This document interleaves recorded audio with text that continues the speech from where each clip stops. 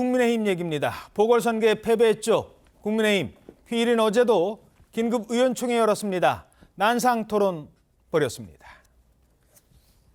당내 소통을 강화해서 의원들과 당협위원장을 비롯한 많은 분들의 의견을 의사결정하기 전에 수렴하는데 최선을 다하겠다는 입장을 밝혔습니다. 그 안에서 사퇴에 대한 얘기들도 많이 나왔던 걸로 알고 있는데 의총에서 있었던 얘기를 이런저런 얘기를 하지 않겠습니다.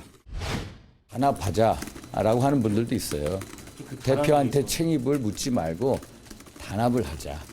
책임을 묻는 것은 분열이다 라고 말씀하시는 분들도 있는데 우리에게 필요한 것은 당의 단합과 분열이 아니라 지금은 변화 혁신이 우리의 화두입니다.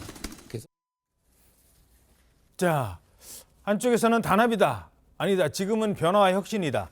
지금 경론이 계속 오갔던 것으로 파악되고 있어요? 네, 맞습니다. 어제 오후 4시부터 지금 의원총회가 시작이 됐거든요. 그런데 밤 8시 넘어서까지 이어졌고요. 중간에 김밥 같은 도시락도 들어간 걸로 알려지고 있습니다. 이 의총에서 첫 발언자로 나섰던 친윤계죠. 이용 의원이 먼저 이렇게 얘기를 했습니다. 내부 총질은 안 된다. 단결로 가야 된다. 이렇게 얘기를 하니까 애초부터 이제 사퇴론을 주장했던 서병수 의원이 일이 이렇게까지 됐는데 민심을 읽지 못한다면 되겠느냐 이런 반박을 내놨고요. 또 비윤계 김용 의원은 더 크게 윤석열 대통령을 저격했는데 바이든, 체리따봉 등 모두 대통령 잘못 같은데 백날 우리끼리 모여서 이야기를 해봤자 과연 뭐가 바뀌겠느냐 이런 직격을 날리기도 했습니다. 이 밖에도 송파구청장 선거였으면 이겼다. 구청장 선거란 점을 고려하면 상당히 크게 책임을 진 것이다. 이런 반대급부 말들도 나왔었거든요. 특히 영남 지역 의원들이 대부분 대통령은 충분히 잘하고 있다. 이런 의견을 내놓으면서 서로 맞불이 벌어지기도 했습니다. 이 국민의힘은 오늘 오전에도요 화상 의원총회를 열고 박대출 의원 후임으로 지금 정책위의장에 유이동 의원을 내정한 걸로 지금 알려지고 있고요. 발표를 했고요. 사무총장에는 이만희 의원을 지정했습니다. 그렇군요. 자, 그런데 지금 어찌됐든 결론은 그래 김기현 대표 체제로 일단은 질서 있는 변화를 모색하겠다는 건데 어떻게 분석하십니까? 이 정치권에서요 흔히 얘기하는 질서와 변화는 상반되는 개념입니다. 질서 있게 하려면 변화를 유지할 수가 없죠. 변화를 불러올 수가 없습니다. 자, 지금 왜 이런 문제가 벌어졌죠? 이런 문제는 서울 강서구청장 보궐선거에서 아마 5%포인트 이내로 졌다면 국민의힘이 지금 이렇게까지 난리가 나진 않았을 거예요. 그런데 무려 17%포인트라는 상상할 수 없는 그 격차로 졌거든요. 그러니까 이제 아무리 강서구청장 그 보궐선거라는 것이 조그만 선거고 투표율이 50%도 안 되지만 이 정도라고 하는 건 서울 지역 전체의 민심 이반이 심각하다 하는 걸 보여준 증거다. 지금 이것 때문에 이 난리가 난 거잖아요. 단합을 안 해서 진 게 아니에요. 그렇죠. 단합해서 그 선거를 치렀는데 졌잖아요. 그럼 지금 단합하면 앞으로 선거 이기나요? 저는 이런 관점에서 출발을 해야 되는데 지금 이제 김기현 대표 체제를 다시 유지한다고 하니까 유지하고 나서 이제 그러면 내년 총선까지는 보궐선거가 없어요. 다시 민심을 확인하기가 어려워요. 근데 이 여론조사라는 게 계속 나오지만 여론조사는 또 들쭉날쭉해요. 민심은 역시 선거로 확인하는 거죠. 저희 같은 평론가도 민심 확인하기 쉽지가 않아요. 제가 뭐라고 얘기하면 여론조사하고 다르다. 내가 파악한 바닥 민심은 그게 아니다. 이런 반론을 받거든요. 선거로 확인하는 겁니다. 선거로 확인했는데 지금 그거를 거부하고 있는 거잖아요. 아마 이 부분에 관해서는 결국은 이제 국민들이 총선에서 어떻게 평가할 것이냐. 저는 여기에 달려 있다고 봅니다. 잠깐만요. 선거로 확인을 했음에도 불구하고 거부하는 거다. 거부하는 거라고 저는 보죠. 개인적으로. 아니 이 선거에서 확인했잖아요. 17%포인트 차이라는 걸. 알겠습니다. 자, 이런 논란 속에 오늘 아침 김기현 대표가 최고위원 회의에 참석을 했습니다. 뭐라고 했을까요? 기자들이 모두 지켜봤죠. 이렇게 얘기합니다. 당이 주도하겠다. 당과 정부, 대통령실과의 관계를 보다 건강하게 하겠습니다. 당정대 관계에 있어서 당이 민심을 전달하여 반영하는 주도적 역할을 강화하겠습니다. 기본적으로 현안에 대해 사전에 긴밀히 조율하는 방식으로 당정대가 엇박자를 내지 않도록 하되 그럼에도 민심과 동떨어진 사안이 생기면 그 시정을 적극적으로 요구하여 관철시켜 나가겠습니다. 자, 이 마지막 문장입니다. 바로 지금 핵심은 민심과 동떨어진 사안이 생기면, 그러니까 용산과 민심이 동떨어지면 당 대표가 그동안은 조용히 있었는데 앞으로는 적극적으로 가서 얘기하겠다, 요구하겠다. 과연 그럴 것인가? 용산 대통령실 찾아가서 뭐 대놓고 얘기하죠. 윤 대통령한테 가감없이 얘기할 수 있겠는가? 어떻게 보십니까? 뭐 가능하죠. 가능 못할 이유가 뭐가 있습니까? 근데 그 전에 국민의힘이 좀 자체적으로 좀 반성과 성찰을 해야 될 부분이, 그러니까 여당으로서의 기능을 제대로 하고 있는가. 여당으로서의 기능은요, 지금 저렇게 민심의 쓴소리를 가감없이 그 대통령실에 전달할 수 있는, 이것도 중요하지만요. 예. 또 필요할 때 나서야 됩니다. 야당과의 어떤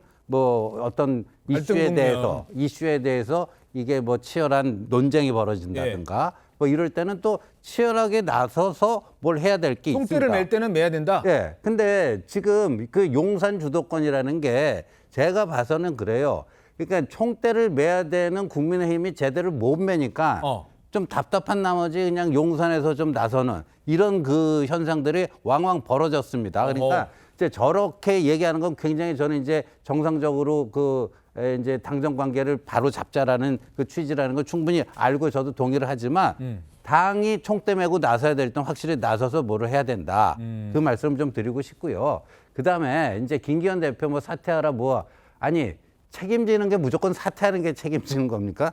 세상에 정치 그렇게 하면요. 정치판 그냥 엉망진창이 돼버립니다. 그러면 사퇴하면 이제 비대위를 만들자는 건데 우리가 이제까지 보자고요. 최근 10여 년의 한국 정치사에 있어서 수많은 비대위가 여야 양쪽에 다 출연했다가 다 사라졌습니다. 예. 그 많은 비대위 중에서 그나마 성공했다고 얘기할 수 있는 비대위는요. 딱 2개 말고는 없습니다. 이 국민의힘 계열에서는 2012년 박근혜 비대위, 민주당 계열에서는 2016년 김종인 비대위 말고는 뭐 수도 없이 많은 비대위가 뭐 명멸을 했지만 비대위가 답은 아니다. 그러니까 그런 식의 것들은 뭐 그냥 얘기할 수는 있어요. 그러나 현실 정치는 주어진 조건 내에서 최선을 찾는 겁니다. 예.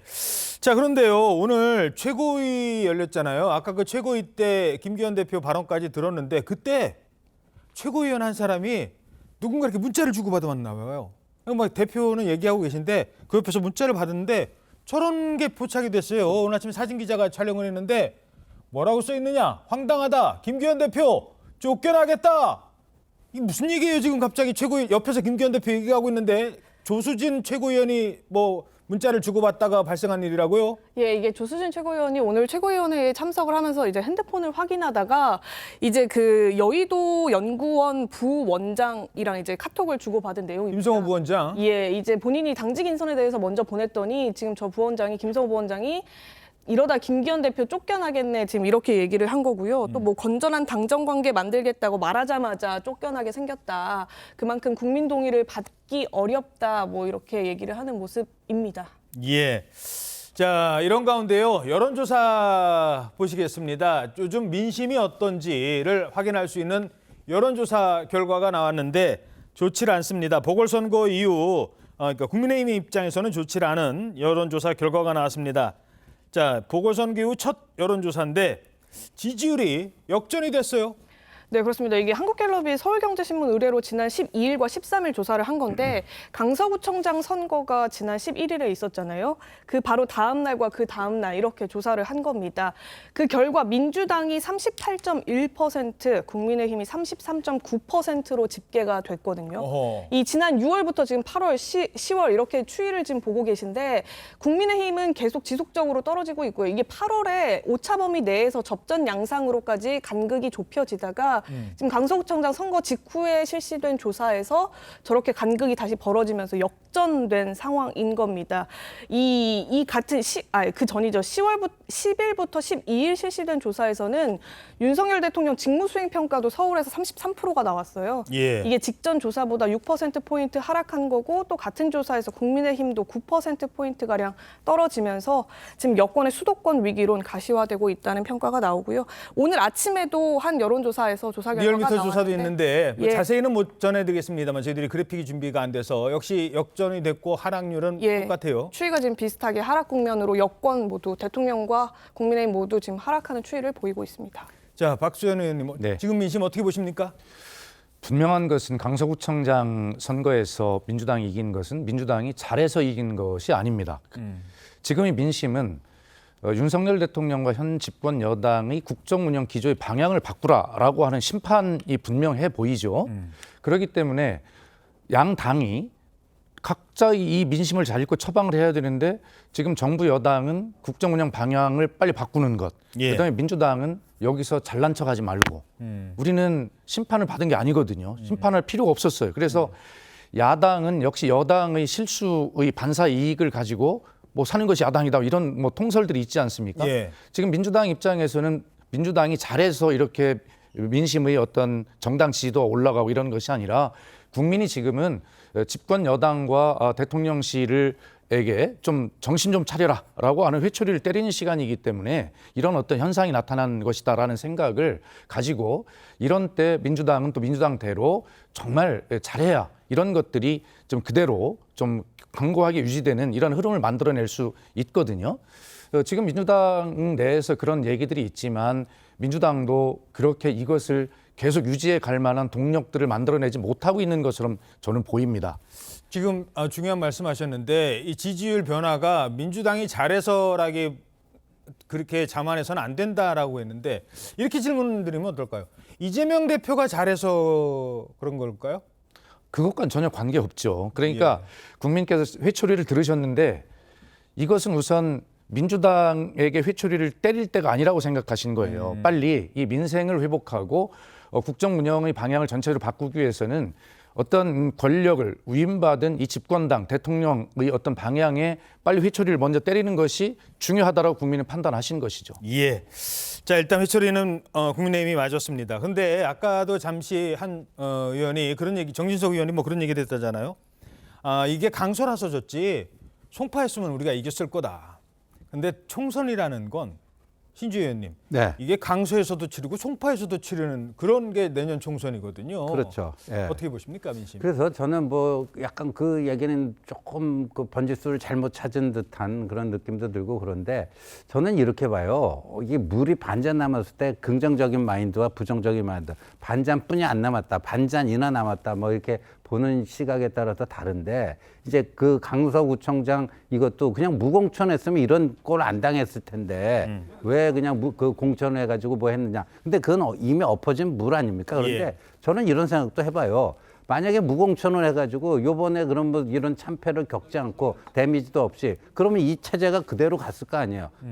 별 문제 없는 것처럼. 별 문제 없는 것처럼 그렇게 갔는데 그런데 내년 4월 10일 총선에서 요번 그 강서의 충격적인 패배 같은 그런 결과를 지금 한 지역이 아니라 전국적으로 그런 그 성적표를 받아들면 그거는 뭐 진짜 끔찍한 거 아니겠습니까? 국민의힘으로서는요. 예. 그래서 이게 예방주사 그 경각심을 불러일으키는 그 효과는 있었고 문제는 앞으로 이걸 어떻게 해서 전화위복으로 만들 것인가 하는 문제라고 봅니다. 자, 앞으로 어떻게 바뀔 것인가. 근데 쭉 정치권을 취재해 오셨으니까 이게 여론이라는 게 한번 이렇게 추세라는 게 있잖아요. 이게 한번 꺾이는 것도 물론 이제 문제일 텐데. 5개월 거의 6개월 가까이 지금 총선이 남아 있습니다. 더군다나 여권이라고 하는 데는 야권과 달라가지고 야권은 여당이 하는 거 반대만 하면 되잖아요. 그렇죠. 되는데 그 여권은 여러 가지 카드가 있을 수 있습니다. 그런데 그 카드를 쓸 수 있는 시간 충분해요.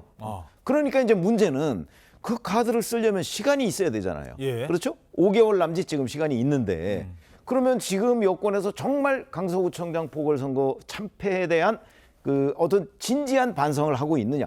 반성을 해야 처방이 나올 거 아니겠습니까? 그렇죠? 근데 지금 정진석 의원이나 뭐 여권의 지도부, 김기현 대표나 이런 사람 입장을 보면 송파구청장 선거라면 이겼을 것이다라는 거는 반성을 안 하고 있는 거죠. 아, 강서구청장 그건 원래 민주당 그 텃밭이니까 이렇게 생각하고 있는 거잖아요. 그러면 앞으로 5개월 동안 그 많은 카드를 별로 안 써도 우리가 총선에서 충분히 승산이 있다 이렇게 보고 있는 거잖아요. 예. 그 부분에 대한 평가가 내년 총선에 나올 것이다. 그런데 지금 얘기하는 거 보면 별 변화 없이 그 총선을 맞이하는 것으로 보인다. 저는 제 눈에는 그렇게 보입니다. 그러면 이제 내년 총선 때 그 평가가 냉정하게 나오겠죠. 제가 짧게 한 말씀만 보태면 예. 이제 이게 아마 리트머스 시험지가 되지 않을까 저는 예상을 하는데 지금 의대 정원 확대를 윤석열 대통령께서 강하게 드라이브를 걸고 나왔단 말이에요. 예. 근데 이 문제에 대해서 국민의힘은 전에 반대를 했었어요. 또 민주당은 찬성을 했었고 예. 근데 이제 입장이 바뀌었어요, 여야가. 어허. 그렇다면 민주당은 이 문제에 대해서 어떤 입장을 취할 것인가? 또 국민의힘은 어떤 입장을 취하면서 그 의사 직역에 있는 의사들을 설득해낼 것인가? 반대가 심하니까. 그래서 이게 윤석열 대통령께서 던진 민생 과제인데 예. 이 문제를 어떻게 처리하느냐가 저는 강서구청장 패배 선거 이후에 이런 후유증들과 맞물려서 아마 그 지금 집권 여당이나 야당이나 모두 총선을 향한 운명을 결정하게 될 아마 이게 리트머스 시험지가 되지 않을까 이런 개인적 판단을 해봅니다. 의사정원 문제도 예. 의료법 관련된 아마 것도. 심각한 문제들이 이제 벌어질 텐데 이걸 어떻게 관리하고 야당은 여기 어떻게 대응할 것이고 대통령은 이걸 어떻게 관철해낼 거냐라고 하는 이런 문제에 대해서 평가를 함께 이어질 거라고 봅니다. 예.